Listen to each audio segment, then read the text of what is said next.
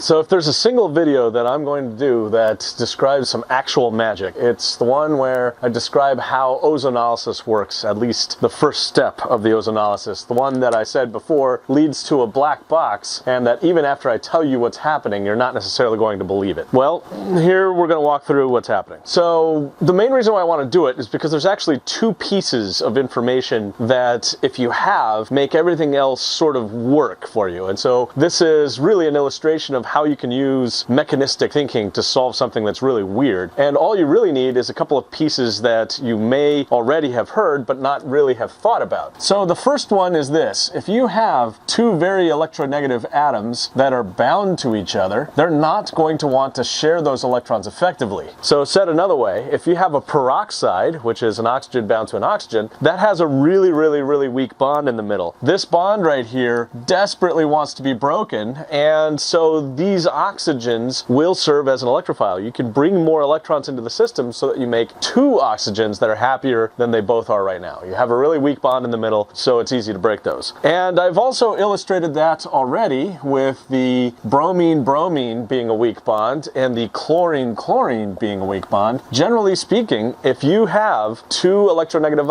atoms, they don't want to share the electrons. They'd rather bring in some outside electrons and make a better situation. So that's one piece you're going to need in order to understand this. The other piece that you need is really at the core of all of the chemistry that happens in organic too. So in some sense, this is a preview of coming attractions. But the idea is that a carbon-oxygen double bond is really strong. It is stronger, in fact, than two carbon-oxygen single bonds. So at the core of how this mechanism works are really those two thoughts. Anywhere you see an oxygen-oxygen double bond, you almost certainly want to try to break it, and that leads to better outcomes. But all things being equal, you also are trying to form carbon-oxygen double bonds, because a carbon-oxygen double bond is worth more than two carbon-oxygen single bonds. Carbonyls are really important for organic too, and really for thinking about some of the stuff that we've done already. Anyhow, with those two pieces, you can start to understand this mechanism. So I already showed you the initial part of the mechanism. If we are going to draw out a mechanism, we need to start with a good Lewis structure of the reagent over the arrow. So if you draw out a good Lewis structure, what you'll find is that you're going to end up putting a minus charge on one of the oxygens, a plus charge on another, and the third is going to be neutral. Of course, there are other resonance structures as well, so you can flop where the double bond is, but this is one of the resonance structures. So what I'm going to do now is simply overlay that on top of the double bond, much as I did before. And again, the idea is to point out that this ozone molecule has both a electrophilic oxygen and a nucleophilic one, and likewise, the double bond is nucleophilic at the moment, but will become electrophilic as the reaction proceeds. So the oxygen has a plus on it, but the reason why this oxygen has a plus on it is because it has a single lone pair and three bonds. In other words, making a bond to that oxygen with a plus on it will solve nothing. Instead, if you want to make this oxygen content, you need to take one of the bonds that already exists and turn it into a lone pair. So the driving force for this first reaction is to push electrons onto that oxygen to make sure that that oxygen will become neutral. So you can't take electrons away from the other oxygen unless you have another source of electrons. And so this double bond here is weak because you really want to push those electrons onto the oxygen to become a lone pair. And you can do that with any other nucleophilic source coming in and making a bond to that oxygen. So that's what this arrow means. Push electrons. That's going to be happy. If this arrow happens, you're going to generate a cation, and the cation is going to be biggest at the tertiary position. So that means that the nearby oxygen that has a minus on it will simply donate its electrons right there. If I draw out the result of all these arrows, what you'll end up seeing is a fairly crazy and hair-raising looking intermediate. What I've done so far is just draw the unreacted part of the molecule first. Nothing has happened to the underlying six-membered ring, so I'm going to leave that as is. And now in red, I'm just going to overlay the resulting oxygens. This carbon over here ends up making a single bond to that oxygen. This double bond has become a single bond. There was a single bond to this oxygen. This oxygen has made a single bond to this carbon. So that's that. And if you work through all of the lone pairs, what you'll find is that the oxygen in the middle had one, now has two, and the oxygens on the ends have two as well. This one had two, nothing changed. This one had three, it used one to make a bond. So that describes what's going on there. Okay, so here's where we encounter the first application of both of these thoughts. If we have the capacity to make a carbon-oxygen double bond, we should, because a carbon-oxygen double bond is particularly strong. But at the same time, we should be trying to minimize the number of oxygen-oxygen single bonds. So the problem here really is that we have a pair of oxygen-oxygen single bonds, either of which we'd like to break. And ideally, we can go ahead and break those by making carbon-oxygen double bond. The driving force for this reaction is going to be to sever one of these oxygen-oxygen single bonds. And I rather arbitrarily chose that one, but what it's going to do is push a pair of electrons onto that oxygen. But that comes at a cost to this oxygen, so that's not going to happen. We're not going to make an octet go away on that oxygen unless we have another source of electrons. So you can say, hey, this carbon-carbon single bond is going to become a carbon-oxygen double bond, pushing electrons this way, and what that leaves behind then, if you think about it, is going to be a plus right there, and that's not going to be happy. So what we're going to do is we're going to take a pair of electrons and slide those down as well. So something like this ends up being the arrows that matter. Now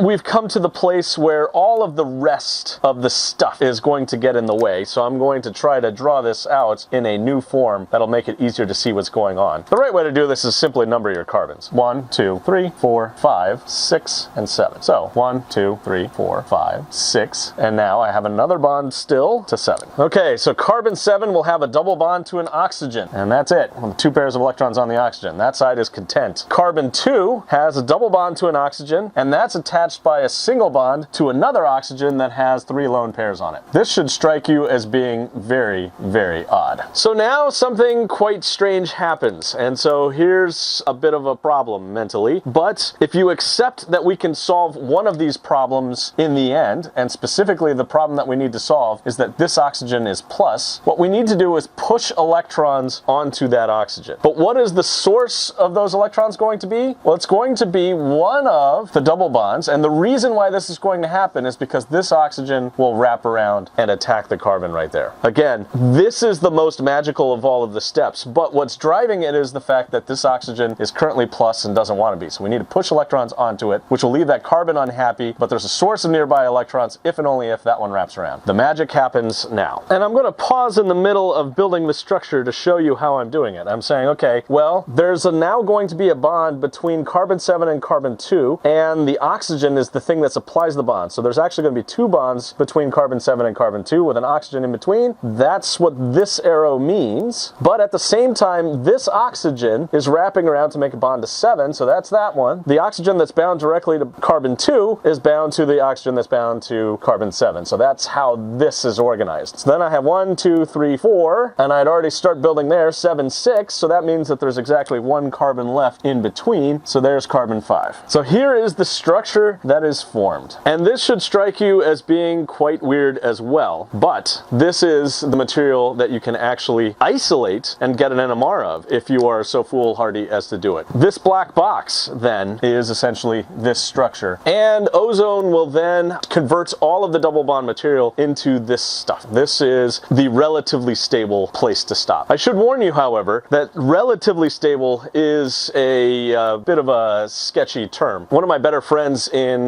graduate school was someone who was rotovapping down some peroxide-containing material, didn't realize that she had peroxide in her rotovap, and it blew up. So she rotovapped it down to near dryness, and the actual rotovap and all the glass apparatus blew up, and she ended up with a chunk of glass sticking out of her safety glasses, which is why we care a great deal about wearing safety glasses. Anyhow, oxygen-oxygen single bonds are no joke. So you look at the structure that's formed immediately. This structure right here has 2 such oxygen-oxygen single bonds. This is highly, highly unstable material. Trying to isolate this is a foolhardy exercise. It almost certainly will blow up on you. Oddly enough, though, this one is relatively stable, and so we actually have direct evidence. People have isolated material that looks like this. We know that this is the resting point that it sits in when this reaction is done, or at least briefly, that's where it hangs out before it continues on.